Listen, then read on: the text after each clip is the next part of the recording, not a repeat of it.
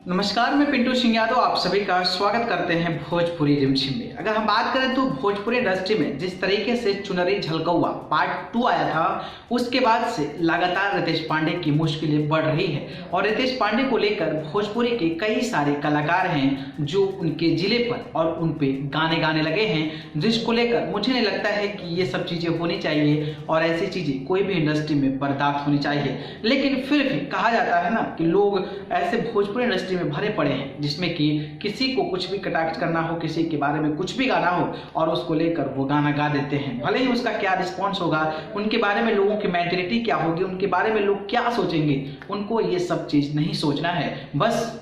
गुस्सा आ गया, गाना गाना है तो गाना है और लोग उस चीज़ को कर देते हैं, गा भी देते हैं। ऐसा ही मामला सामने आ रहा है जिसमें चुनरी झलकौआ में जिस तरीके से छपरा वाली छल छबीली और खेसारी लाल यादव के लहंगा लखनऊआ को बदनाम कहे जाने की बात कर रही है, तो यूं कह ले कि छपरा वासी, छपरा के जो लोग हैं, छपरा के लोग जो गायकी में रुचि रखते हैं, इंटरेस्ट रखते हैं, या फिर यूं कह ले कि खेसारी लाल यादव के जो फैन हैं वो कहीं ना कहीं रितेश पांडे को अपने गानों के माध्यम से खरी खोटी सुनाते नजर भी आ रहे हैं। तो ऐसी कई सारे पोस्टर और गाने भी सोशल मीडिया पर वायरल हो रहे हैं। बात करें तो चुनरी झलकौआ के जवाब में कई सारे ऐसे सिंगर्स हैं जो विभिन्न प्रकार के गाने गाए हैं और टाइटल को ही देखने के बाद आपको अंदाजा लग जाएगा कि क्या बेकार के फालतू गाने हैं, लेकिन फिर भी वो गा दे रहे हैं। मैं आपसे ये जानकारी बेसिकली इसलिए दे रहा हूँ कि क्या ये हमारे समाज में, हमारे भोजपुरी इंडस्ट्री में ये चीजें सही है कि किसी पर्टिकुलर चीज को टारगेट कर आप किसी जिला के बारे में एक कोई गाना गा दिया तो उसको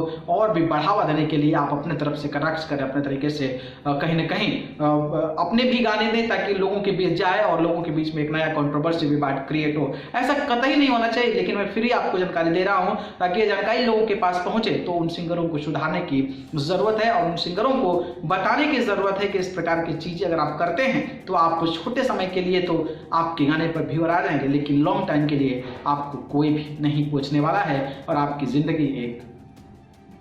तरह हो जाएगी, ये आपको सोचना है। बात करें तो एक गाना आया है जिस गाने का नाम है सासाराम के सतभत्र। जी हाँ, अब टाइटल से ही अंदाजा लगाइए कि सासाराम के सतभत्री ये गाना कैसा है। अब मुझे नहीं कहना है, आप खुद अंदाजा लगाइए कि एक सिंगर को टारगेट करके या फिर एक जिला को टारगेट करके इस प्रकार की चीजें करके आप क्या उखाड़ना चाहते हैं या फिर आप क्या करना चाहते हैं जिससे कि आपका मान सम्मान इस इंडस्ट्री में बढ़े। तो ये गाना है। दूसरा गाना है छपरा के छैल छबीली तोहार बहिन के ठोकी कीला। बताइए, ये गाना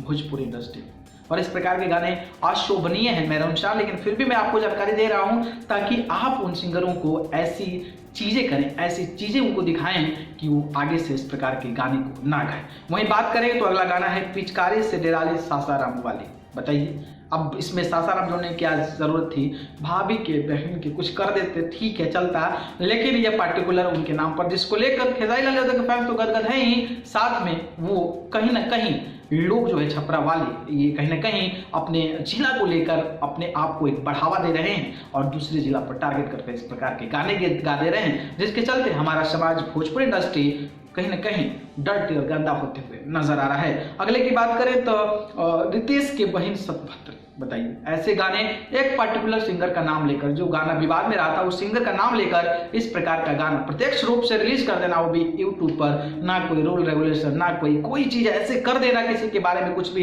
गाकर, ये मुझे लगता है कि ये भोजपुरी इंडस्ट्री के लिए अशोभनीय है और ऐसी चीजें नहीं होनी चाहिए। लेकिन लोग ये भी कह रहे हैं कि खेसारी लाल यादव के फैंस का आहट है, गुस्सा है, और ये भी कह रहे हैं कि छपरा के लोगों का गुस्सा है, जिसके चलते वो रितेश पांडे को इस प्रकार से कड़ी आवाज में जो है वो टक्कर देते नजर आ रहे हैं और रितेश पांडे को उनका वैल्यू दिखा रहे हैं कि आपने जब गाया तो आपको भी हम बख्शेंगे नहीं। बाकी इस गाने को लेकर, ऐसी चीजों को लेकर, ऐसी मानसिकता को लेकर आपकी क्या राय है बता दीजिए कमेंट बॉक्स में, ताकि हम भी जानें कि क्या आप सही सोचते हैं या फिर इसके अगेंस्ट में सोचते हैं। बाकी जानकारी पसंद आई हो तो लाइक कमेंट शेयर करिए और चैनल को पसंद करते हैं तो सब्सक्राइब कर जरूर जुड़िए। अगर आप मुझे जुड़ना चाहते हैं तो आप मुझे फेसबुक, इंस्टा, ट्विटर पर जाकर पिंटू सिंह यादव सर्च कर जरूर जुड़िए, ना तो डिस्क्रिप्शन में लिंक दे दूंगा, वहां से जाकर आप मुझे फॉलो कर सकते हैं। आप सभी को बहुत बहुत धन्यवाद। नमस्कार।